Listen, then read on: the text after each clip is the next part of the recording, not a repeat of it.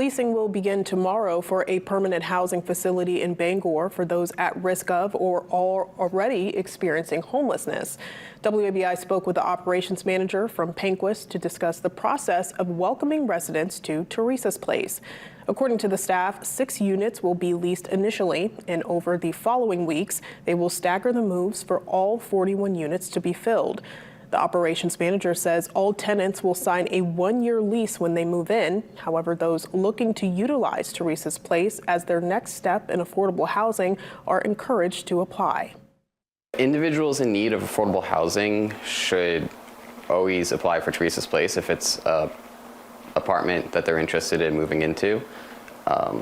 There will be some natural turnover in apartments. Individuals who occupy project-based voucher units will have the ability to receive housing choice vouchers, which will then allow them to move out of Theresa's place into any apartment. He says tenants will have access to support services that will help people achieve employment, but it is not a requirement to reside in the apartments.